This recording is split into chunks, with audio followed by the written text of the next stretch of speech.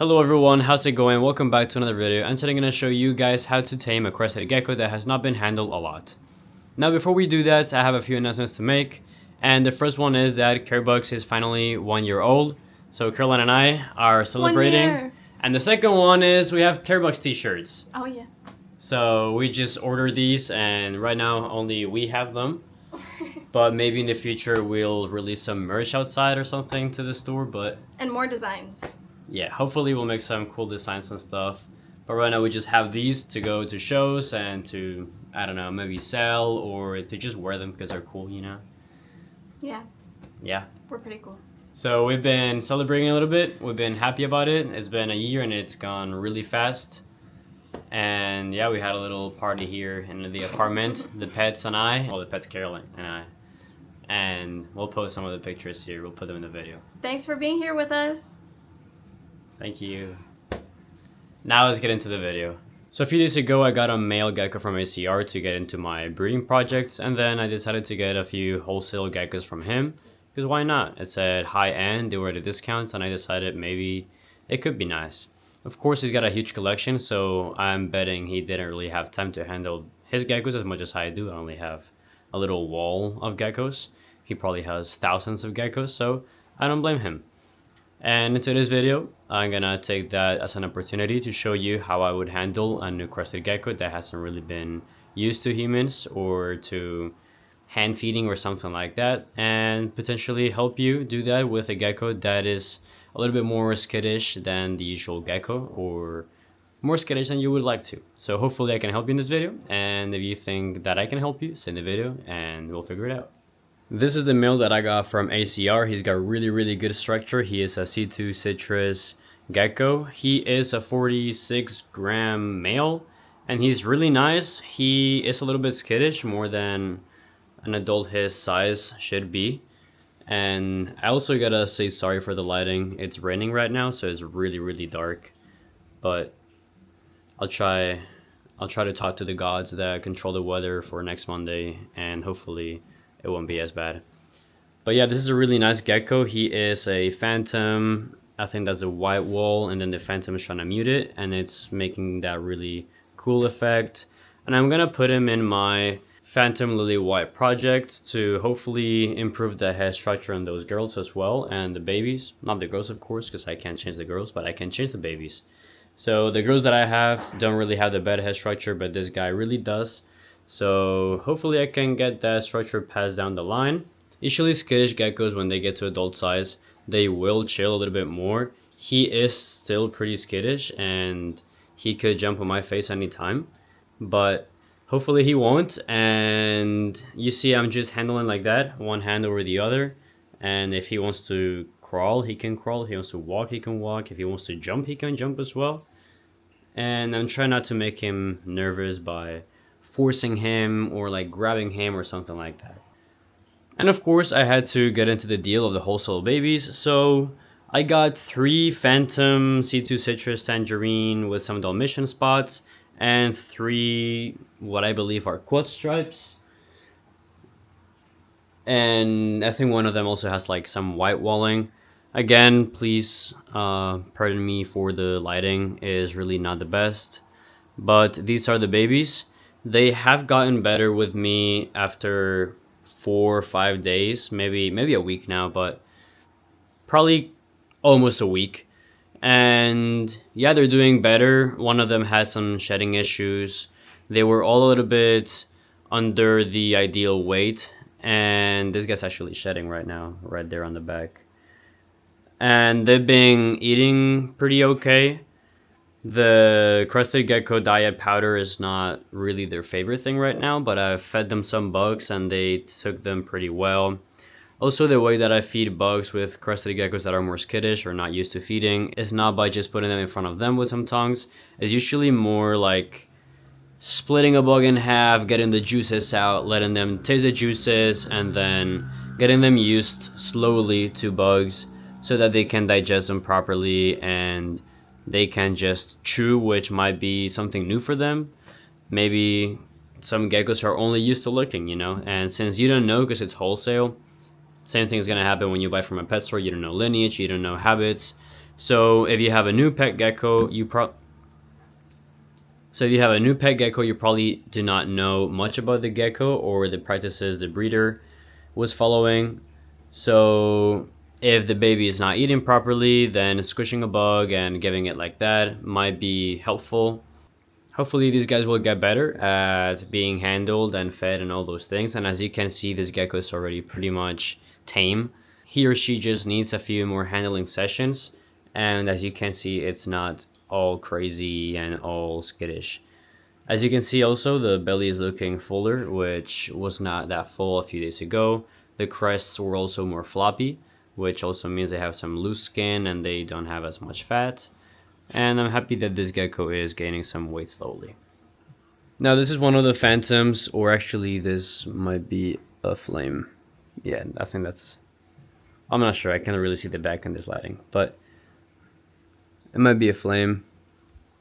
I don't know, it has some patterning on there, but it's pretty patternless otherwise. So I think it's actually not a phantom, just a really low expression flame. But we might see better once it grows out. But this one used to be really skittish like 5 days ago, really jumpy. Now it's not that jumpy.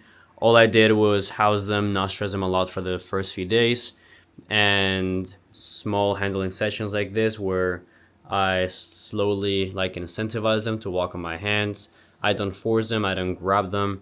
I just let them crawl from one side to another, from one hand to another, honestly. And yeah, that's pretty much. I mean, I do sometimes tap them a little bit like on their booty or the legs or something like that to know that contact is okay. And for example, like if you touch their booty, they're probably gonna try to climb or jump or something like that. It is fine, just don't do it all the time because it might be a little bit stressful. But otherwise, you can see that the gecko is being pretty tame, and that's something that we want. You know, that's how progress is made.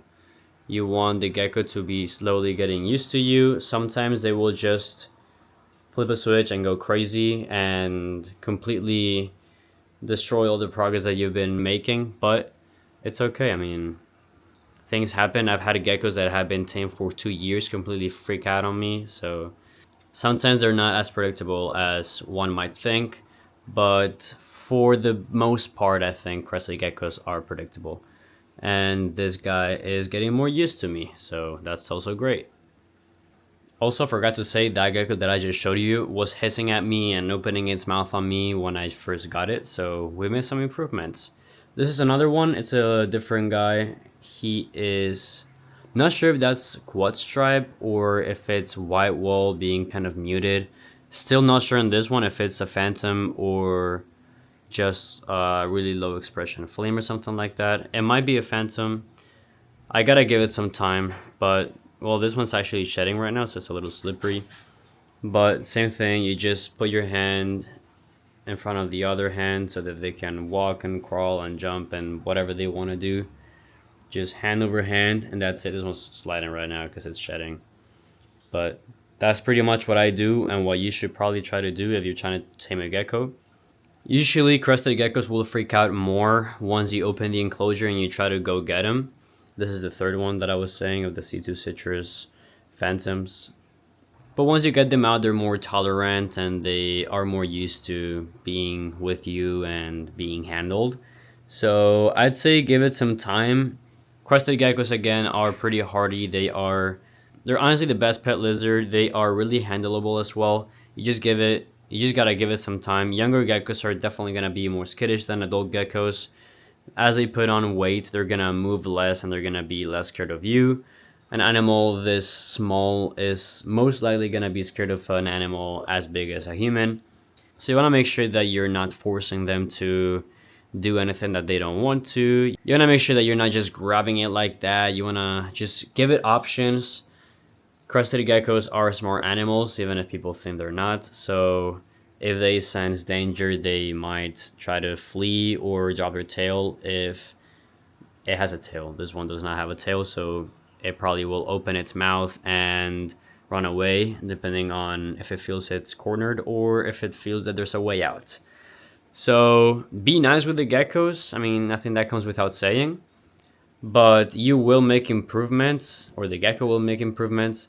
There are some geckos that just genetically are More scared. Why is he grabbing me like that? It's like a finger monkey. There are some geckos that are more scared genetically, I think, and they are more skittish. And there are other geckos that are just chill right out of the egg.